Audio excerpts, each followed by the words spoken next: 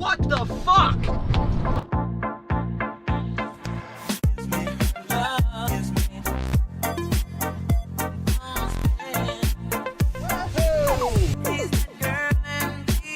What's going on, guys? Big Al's Bike and Auto here, coming at you, as I said in the other day's video, from the cold up here in New England. And some of you longtime subscribers probably remember this location. Many of you probably forgot I even own this car still. I've owned this car since like 2010. And this car has been sitting in here since 2014.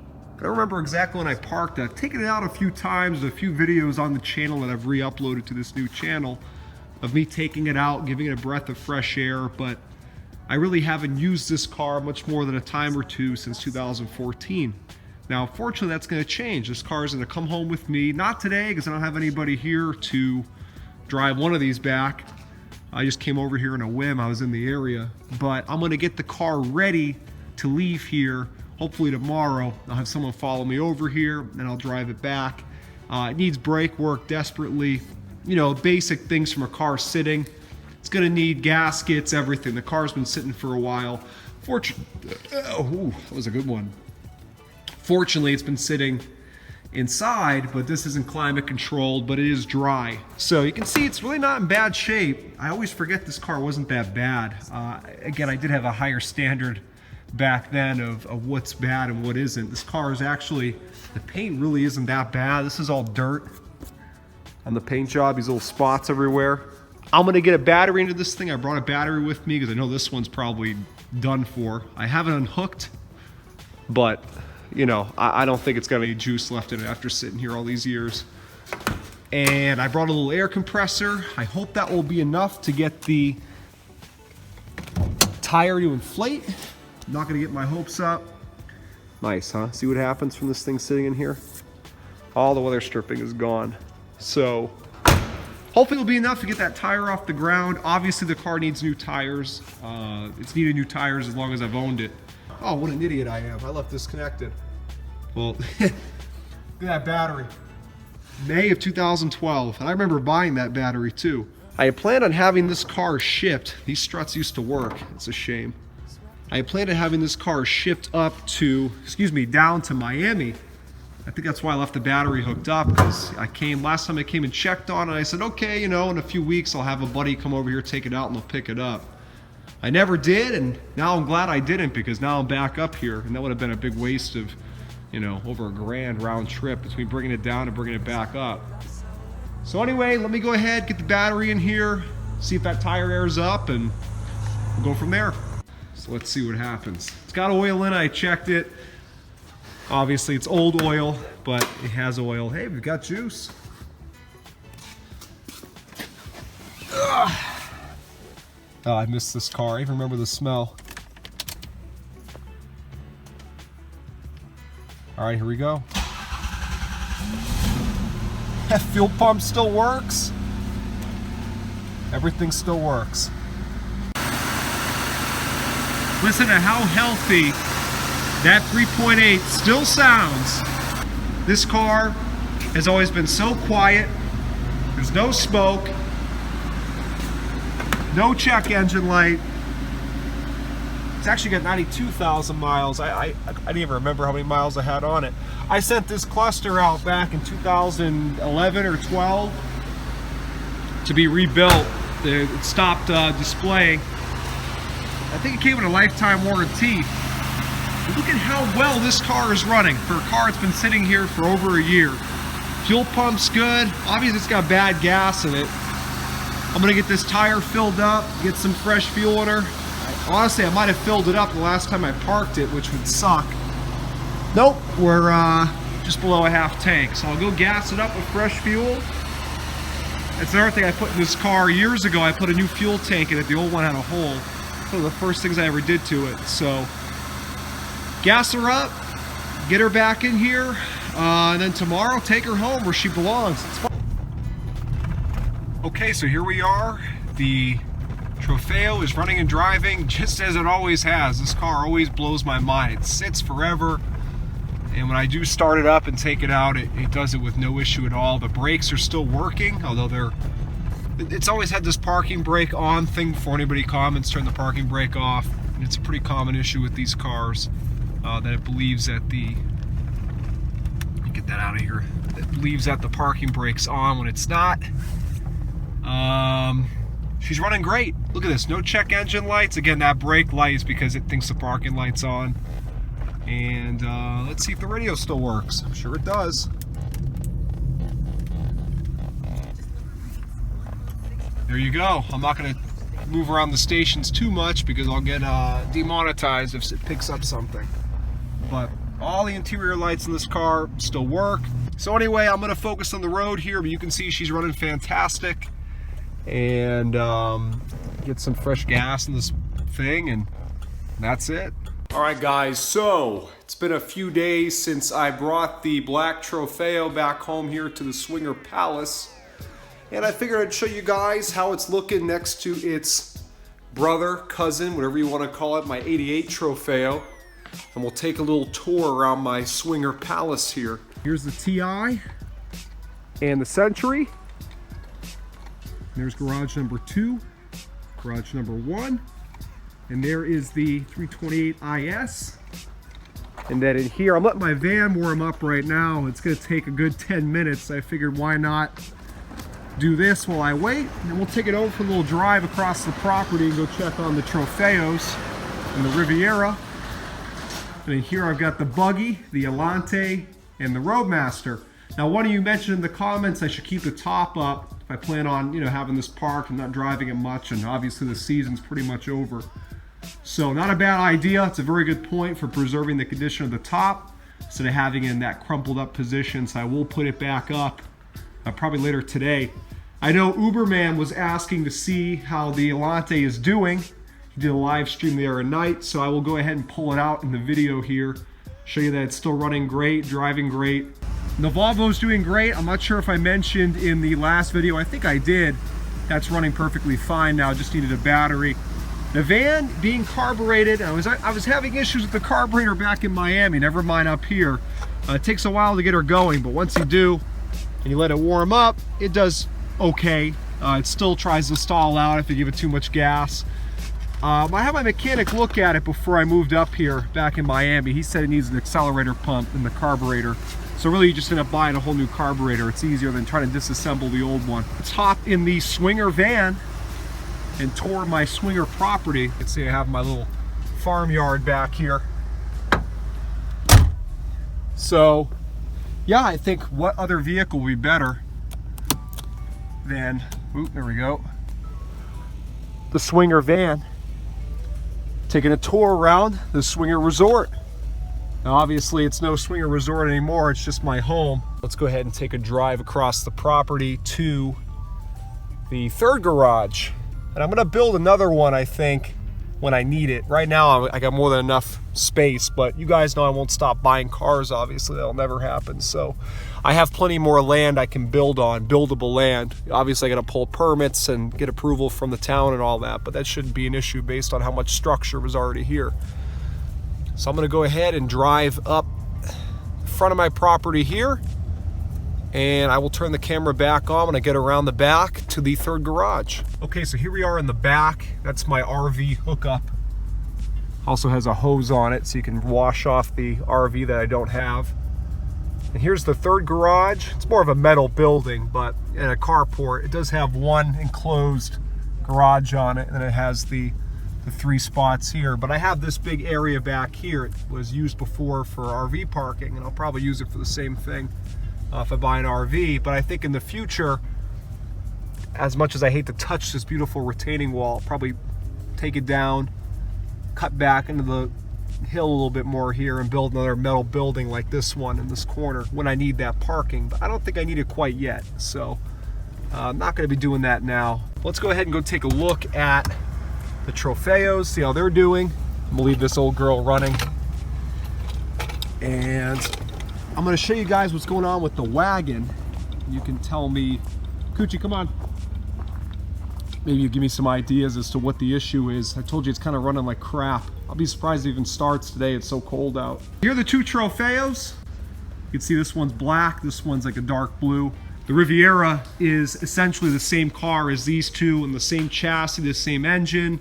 You could get both these cars with the VIC touchscreen, the CRT monitor. This one has it. Both my Trofeos don't, which is a bit disappointing.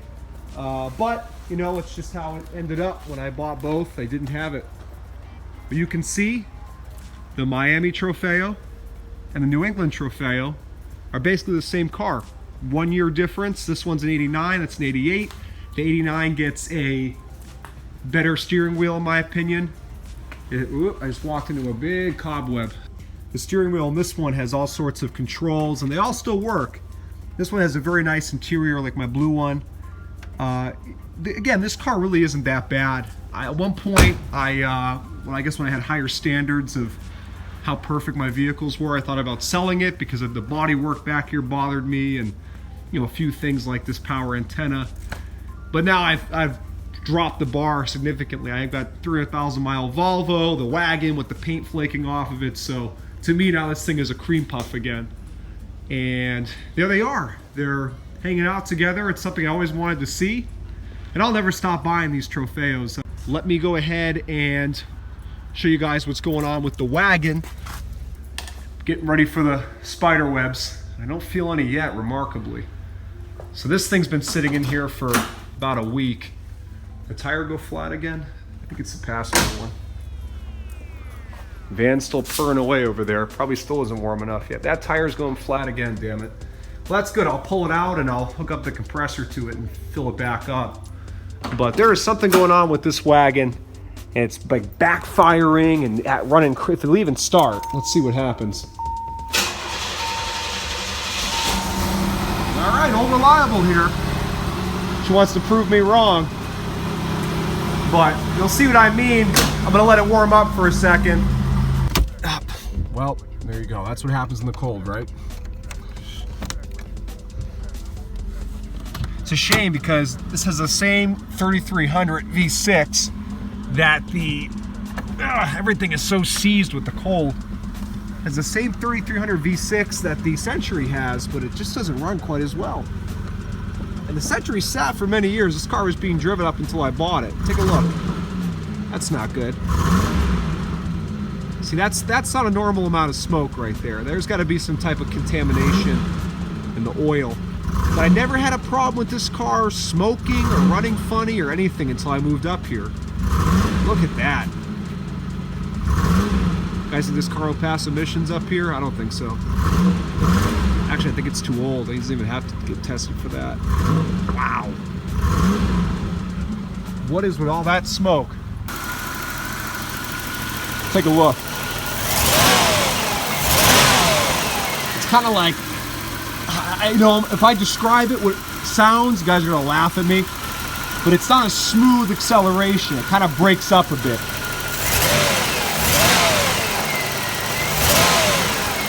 But take a look. I mean, the oil isn't clean, but it's kind of odd, actually. I just changed this oil very recently. It really shouldn't be that dirty.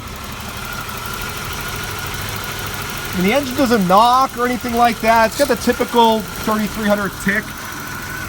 But I checked the radiator's full the other day. And even the surge tank is full, so obviously it's not just sucking from the surge tank and losing coolant in the engine or something. That's dirty oil, but it's not milky. You know? I don't know what's going on with the thing. Hear it?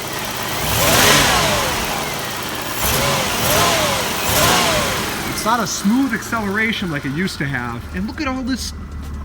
This is more normal for sitting at idle, for being cold outside, but you see when I accelerate, the amount of smoke that comes out.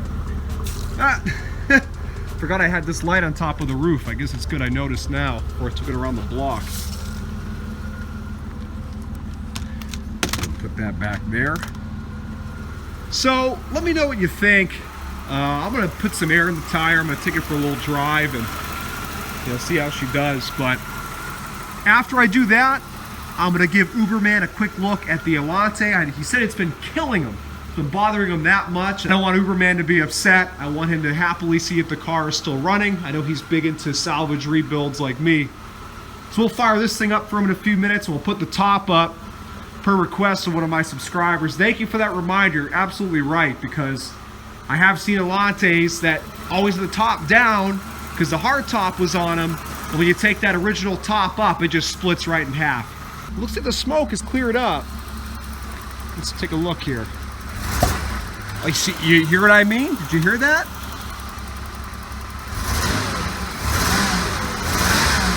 Okay, the smoke pretty much cleared up, but it does that popping noise from the throttle body airbox area.